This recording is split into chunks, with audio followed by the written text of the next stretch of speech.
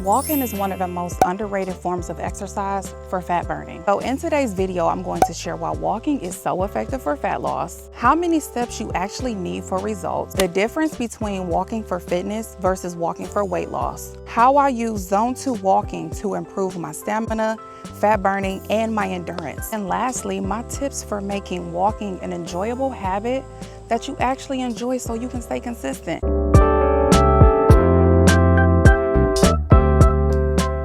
When I first started my journey, I thought that walking wasn't going to be enough, but it turned out to be one of the most powerful tools to help me lose 90 pounds and keep it off. Okay, so the first thing I'm gonna talk about is why is walking so effective for fat loss? Walking keeps you in a lower intensity fat burning zone. Body relies more on fat for fuel. Very low impact, meaning that you can do more without burning yourself out or injuring yourself. And I noticed that I have to eat and fuel myself significantly more jogging than I do when I'm just walking. It's like I'm completely depleting my energy stores when I'm jogging. It's low impact, meaning that you can do more of it without burning yourself out and injuring yourself. It helps lower stress and cortisol, which are linked to fat storage, especially around your belly area. It's sustainable. You can stick with walking long term, unlike extreme exercise. So the next thing I'm gonna talk about is how many steps you actually need for results. For general health, around 7,000 to 8,000 steps a day is pretty solid. And for fat loss, aim for 8,000 to 12,000 steps daily, depending on where your starting point is.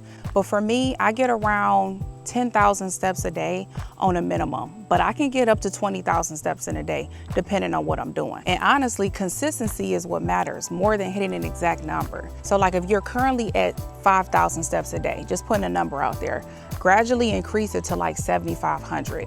It's the consistency is what matters. Step counting is just the easier way to track how consistently you've been moving your body. It's much easier to measure something that can be quantified. So tracking your steps is a great way to keep you mindful of how much you've been moving your body. When I started focusing on my steps is when I started to see the most changes in my body. I tracked my steps every single day. And to be honest with you, even when I skip the gym, as far as like doing my strength training and maintain walking, my body stays lean. Let's talk about the difference between walking for fitness versus walking for weight loss. Fitness walking is usually walking with a brisk pace, focused on cardiovascular health, endurance, and stamina, versus walking for weight loss is more about volume. So like longer durations, higher daily step count, all of that while maintaining a caloric deficit or eating at your maintenance calories if you're trying to do some body recomposition. Speaking of body recomposition, if you're more interested in that, I have a video on that as well, how you can burn fat, lose fat, and gain muscle at the same time. And I'll link that video so you can go head on over and watch that one next. For fat loss, time on your feet and consistency is much more important than speed. So then the next thing I'm gonna talk about is how I use Zone 2 walking to improve my stamina, my endurance, and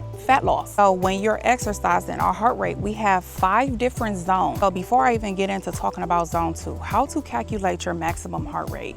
Well, we have this number, 220, and you're going to subtract your age from 220. And there is where you know where your max heart rate is. Okay, so for me, I'm 35 years old. So if you subtract 35 from 220, then my maximum heart rate is 185. Zone 2, which is the fat burning zone, that is 60 to 70% of your maximum heart rate. A Zone 2 heart rate for me, with being 35 years old and my maximum heart rate being 185, is between 111 to around 130 beats per minute. You should be able to talk but not sing. What this zone does, it trains your body to efficiently use fat as fuel. You can achieve Zone 2 cardio by walking longer walks, around 30 to 60 minutes at a steady pace that keeps you in your heart rate zone. A great way to get into Zone 2 cardio while walking is walking hills and walking incline. It's going to bring that heart rate up. You can increase your speed. You can walk with weights, which is called rucking, where you actually walk with a weighted vest, or you can put some weights in a backpack and carry that. You can also lengthen your strides. You can swing your arms while you're walking, carry weights. You can actually carry like little dumbbells, and you can walk with wrist weights. I see people doing that. You can try intermittent walk. When I used to do high intensity interval training, I used to do something like super extreme that would get my heart rate up really high for like 30 seconds and then rest for 30 seconds, then do it for 30 seconds, and then rest for 30 seconds. You can apply that same logic to walking, where you're walking really fast for like 30 seconds and then slowing down for 30 seconds, where you're doing like intermittent walking.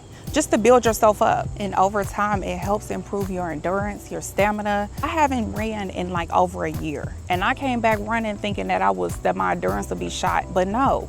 Walking actually helps improve your endurance, and it helps increase your metabolism. I'm gonna talk about my tips for making walking a consistent habit that you actually enjoy. Pair your walks with something fun. Podcasts, audiobooks, music, walking with a friend. I've been pairing my walks with listening to my audiobooks, and I've been loving it. Another thing I do is I take the time out to watch my YouTube videos on my walking pad while I'm walking.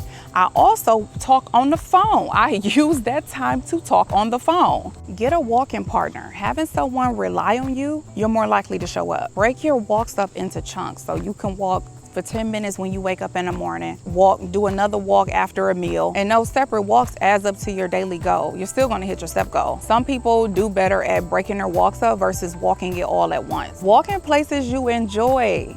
Do y'all see this?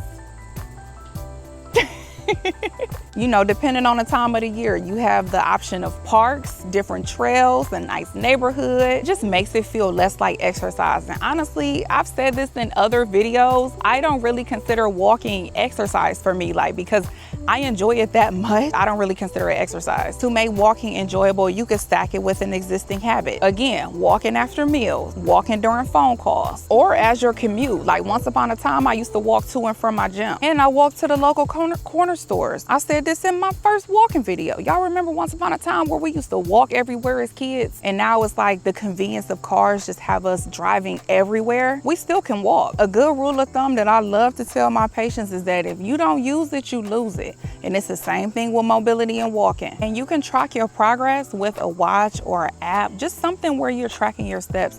It's something very motivating about being able to actually see a number as your goal and achieving that goal. So I am doing the Winter Arc Challenge starting October 1st. If you are joining me, this will be a great time to commit to your walking journey. If you're serious about your walking habit and want to join me on this Winter Arc Challenge, I created a free habit tracker. You can download it down below. And in the habit tracker, I'm actually just going over different things that I plan to focus on during this Winter Arc Challenge. Check the link in the description and go and grab yours. Be on the lookout for more videos on the Winter Arc Challenge. I'm going to post more videos on it. Go on over and watch my Winter Arc Challenge video where I actually provide a guide for you on how you're going to be successful on this challenge starting on October 1st.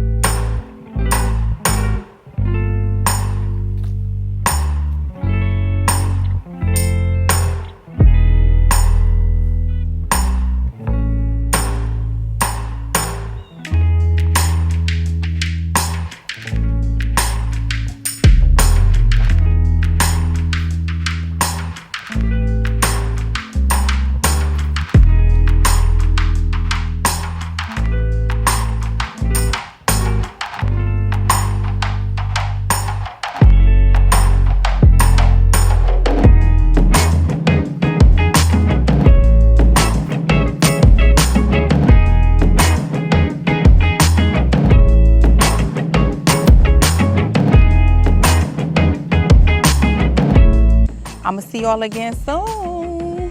Hey, hey, hey, hey.